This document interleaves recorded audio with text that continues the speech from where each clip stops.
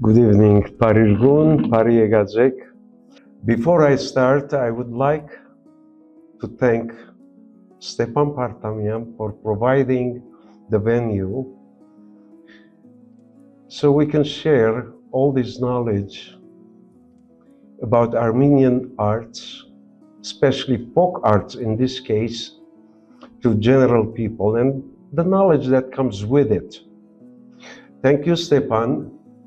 Also, the next one, I want to thank my dear wife, Mira, for backing me up. She's also heavily involved in my academic work. I really depend on her in many things. So now, moving along, last two talks, we're going to go briefly. First talk was the beginning of our civilization. We went back all the way to the Ice Age, and the beginning of our civilization started in what is known as Mesopotamia. In Greek, that means between two rivers. Armenians call it Michaket. After the Ice Age, when two rivers started flowing, that was Tigris and Euphrates River. Between those two rivers, the life started forming, and the first civilization started there when the first animal husbandry, animal domestication, and the agrarian society was formed. And the next marker among them was to weave. A weaving trend started there with reeves, with baskets, eventually turned into fabric.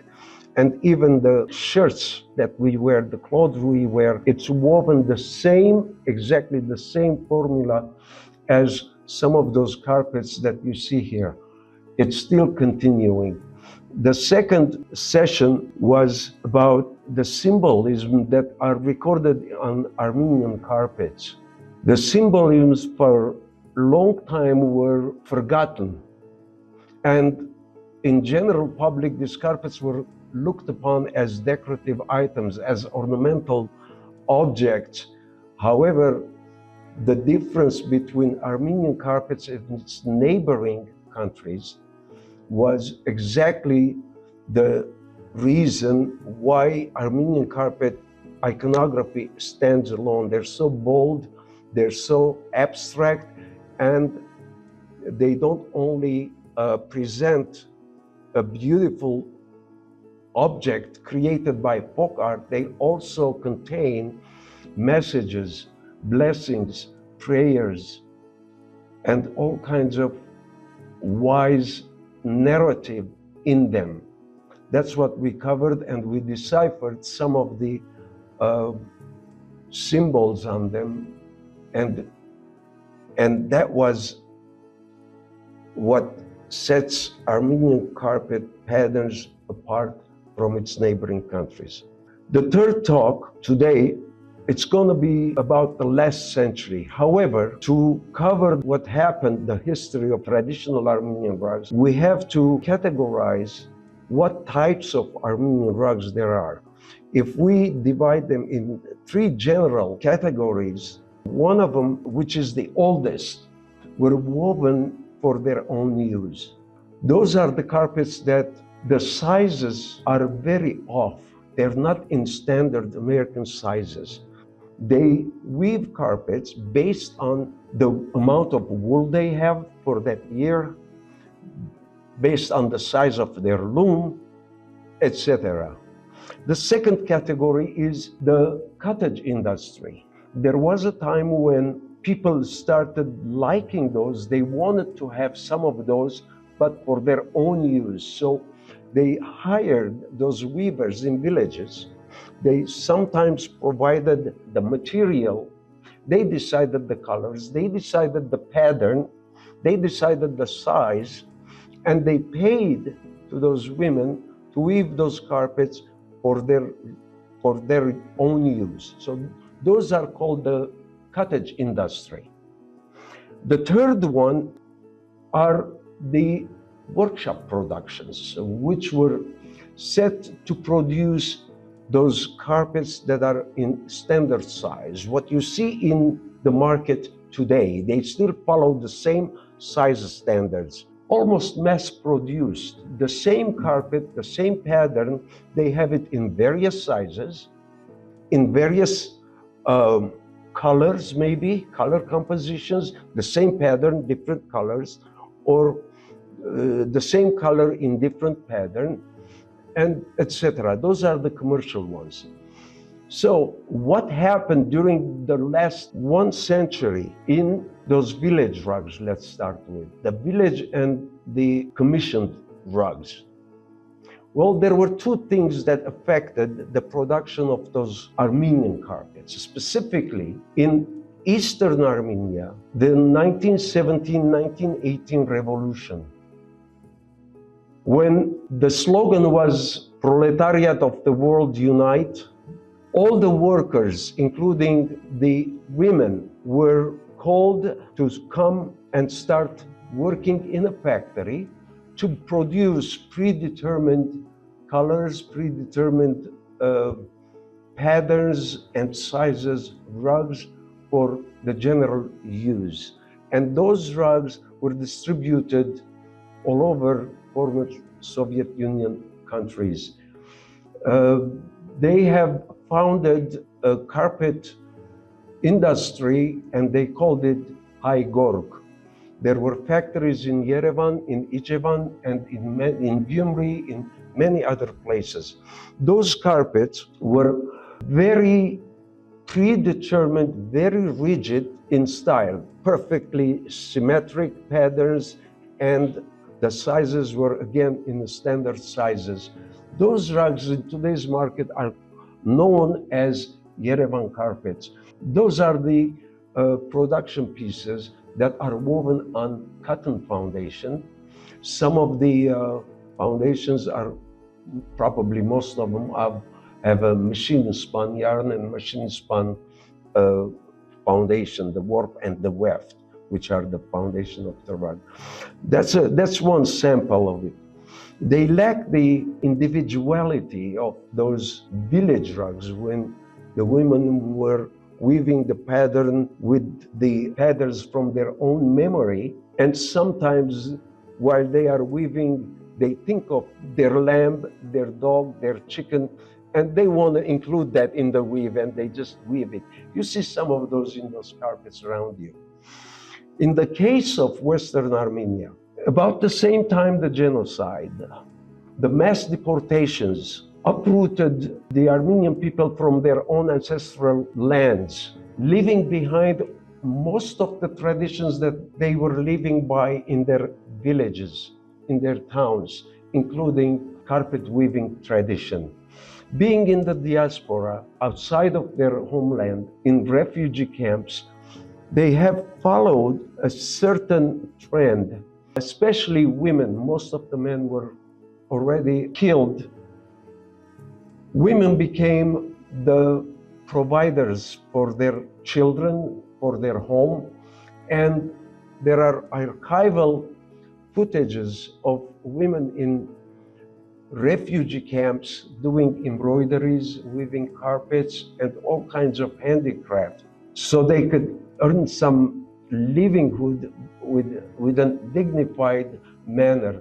And many of those artworks that they have produced were sent to Europe by missionaries who were caring for those refugees, especially in case of the United States. It was formed an organization called Near East Relief. There were stores in Philadelphia, in New York, where they were selling those items, including some of the carpets that were woven in refugee, not only in refugee camps, also in orphanages. Among those rugs in 1924, the girls of Ghazir orphanage wove a beautiful 18 by 12 carpet that was displayed in White House Visitors Center as a gesture of gratitude for the American people for what they did. And that fundraising was called the Golden Rule: do upon others what you wish to be done upon you.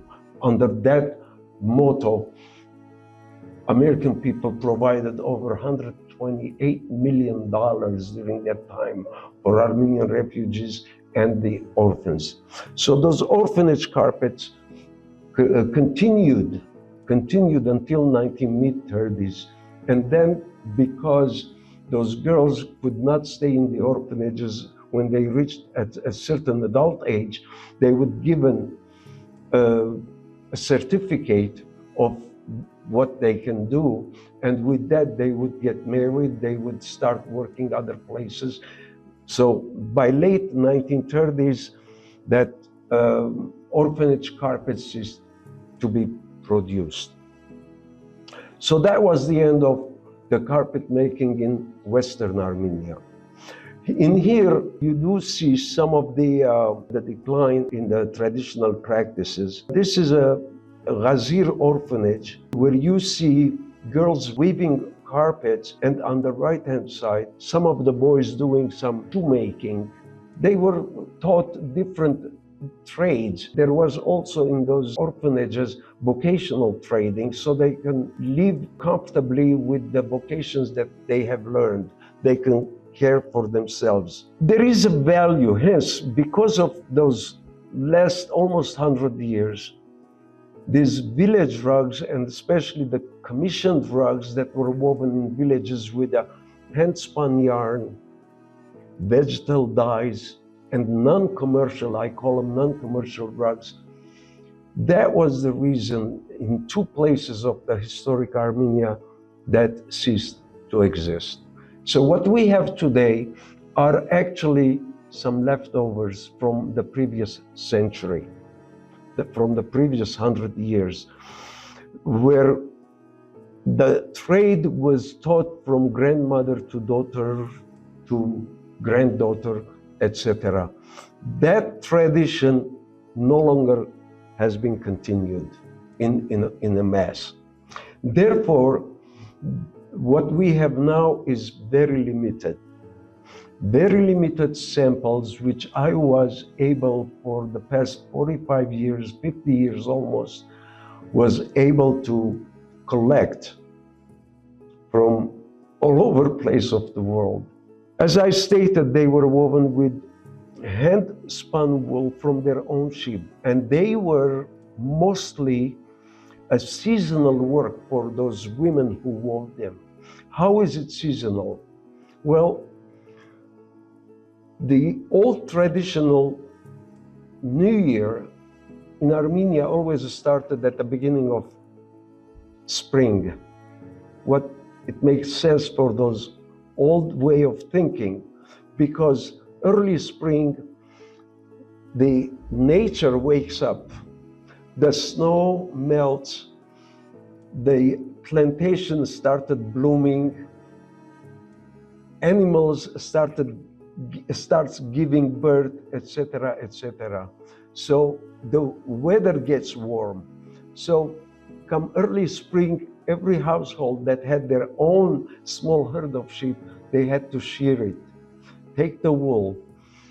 Weather gets warm, snow starts melting, rivers and streams starts flowing. They have to take that wool to the stream to wash it, to beat it, to wash it, to take all the dirt out. Come summer, the wool is already washed, carded, ready to be spun. So the girl of the house would take one batch of wool every day with her while she's grazing the animals. She would, with a spindle, spin the yarn and get ready for the next step. Come fall, all the flowers are bloomed already, the fruits are ripe. They have to gather all the skins of the pomegranate fruit, the walnut, the onion skins, etc., so they could dye the yarn with those natural dyes. Come winter, again, nature shuts down. It puts its white blanket over the nature, over the plants, everything. It's cold outside. Now she is sitting inside, weaving the rug. That's seasonal work, traditionally. This one does not apply for workshop pieces, by the way. Here is a sample of another value in historic rugs. What you see in this photo is the carpet, the 12 by 18 carpet that the girls of Ghazir Orphanage donated it to then President Calvin Coolidge in 1924. Before they brought the carpet here, they hung it from the roof of the Ghazir Orphanage for an archival photo. There's the one with 8 pointed stars. It's the 8 infinity sign. Uta, utun. You add uta or utun in any Armenian verb, it becomes infinite. What you see in this photo is an 18th century fragment of a dragon carpet. The dragon carpets of Artsakh were very famous, I would say 16th to 18th century, during the Renaissance period. When Europe was blooming with art, there was this transition from old to new. The world was waking up for new knowledge, the new Enlightenment age. Armenian dragon carpets were finding their ways to all over Europe, all over the world. And some of those very large dragon carpets, classic dragon carpets, are housed in various museums, various prominent museums in many capitals of the world. The piece that you see in this photo is fragment, I call it, because it's only part of it. It's from our own collection. Since these carpets were woven with organic material, they have a time. They would not last long. Although wool has the same body as human hair, that's the only thing that survives the longest. If in nature anything that has a beginning has an end, but when deterioration comes, the last thing that lasts is the hair or the animal fur. So even that has a time limit. Because of that, these carpets will not last forever. Hence, if they cease to exist after early 20th century, I thought we have to archive them, photograph them, digitalize them, and why not, if all the conditions permit, do a virtual museum and display them there for future generations to enjoy and to learn from them. Why not? Fortunately, in 1992, when Armenia became independent, we started a program. We called it Adopt a Loom. Adopt a Loom program was set to teach the future generations, the children that are in schools in various parts of Armenian provinces. We thought to train about 10 young girls who were enthusiastic, who wanted to learn this trade, and let them go to those various schools and teach the children how to weave and teach them the wisdom that comes in those Armenian carpet patterns. Hence, the Adopt a Loom so far has covered over 12 different regions of Armenia in villages, and we have, I would say, almost certified carpet weaver children, over 600 of them. Every year, they have to draw and compose a pattern and know exactly each symbol means what. And they have to compose a statement with that pattern, weave a small piece. When they are done, they can bring it to one of our centers in Yerevan. It's called Silk Road Hotel. It's a boutique hotel that has, it's like a museum setting. And when they all come, there is a jury, they sit down, they judge those works, and they get rewards. Those carpets will stay in their place, and guests, visitors, they can buy them. With the funds, we can buy more material and we can provide a new material for those children to weave again and again to continue. And mind you, to our surprise, their parents started coming and asking us, why don't you teach us? We want to weave too. So that was very encouraging.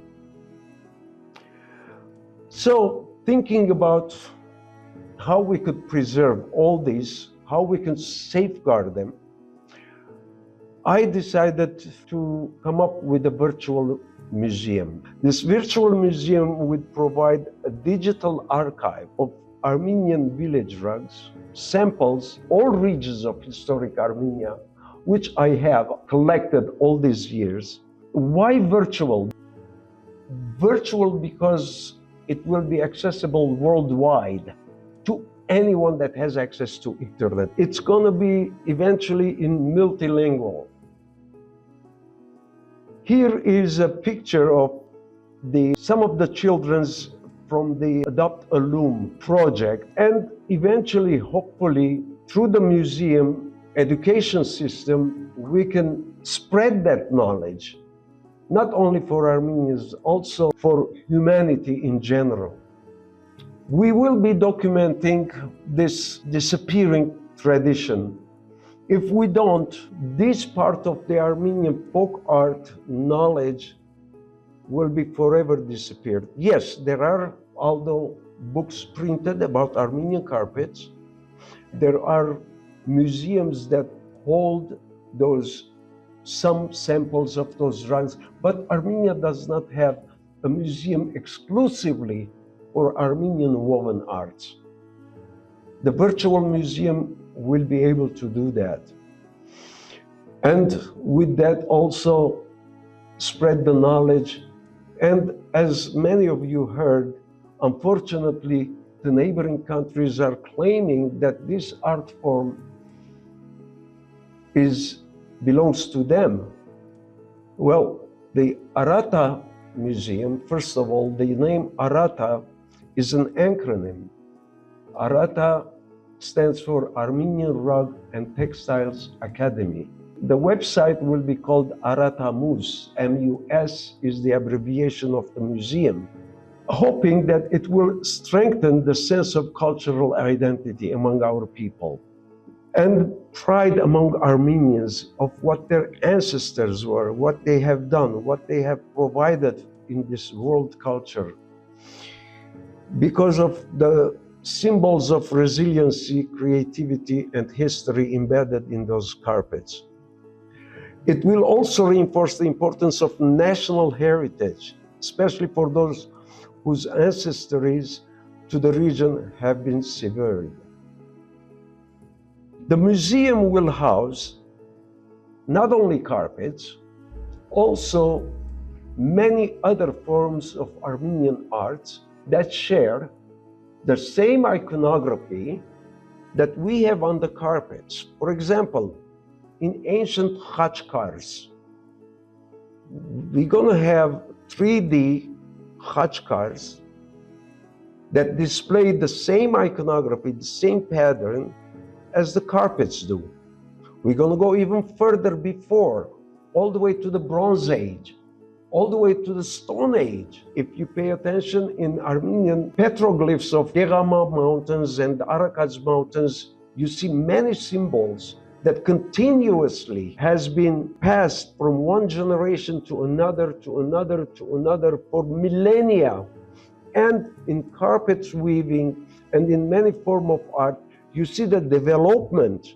You see the development of the pattern, how it evolved. It didn't stay in their archaic form.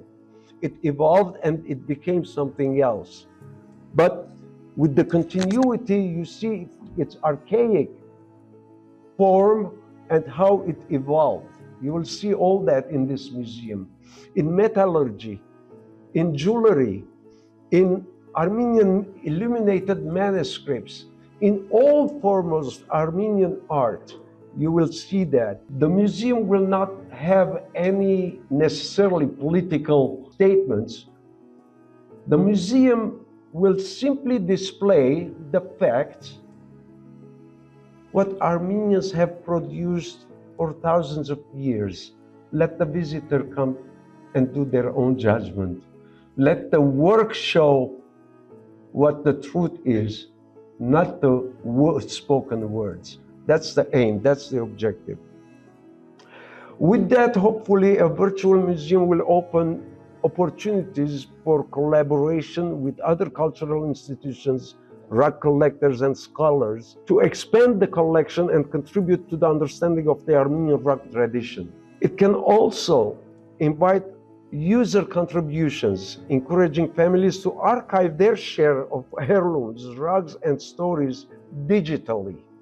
So it will be open for collaboration. Anybody that has any carpets, any woven cloth that was made, including knitting, mind you, or crochet or needlework, anything that has to do with fabric that corresponds in Armenian patterns that share with the carpets and other Armenian folk arts pattern, the museum will be open for them to submit their digital files with the provenance, and we will be displaying it. With this, I'm hoping we will be preserving the disappearing art form.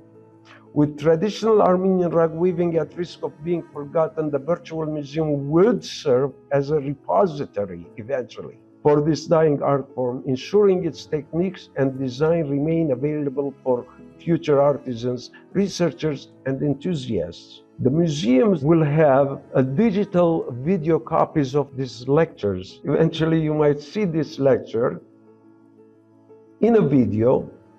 The museum will have a media room. It's a 3D. You can walk in there, take a seat, and pull out the movie or the lecture you like to watch, and you could listen to it. And again, it will be accessible for the whole world. I would like to give you a little snapshot, a small idea of what the museum will look like. It is shaped by heritage and rooted in tradition. That's what I call it. Arat Hamus stands for Armenian Rugs and Textiles Academy, and it is inspired by the ancient Sun Cross. It is known in the world today as swastika. However, the oldest attestations of the so-called swastika, which only translates to Sun Cross, is attested on petroglyphs of Armenia from Bronze to Stone Age. We don't know their age, but it's very, very archaic, very primitively scratched on rocks.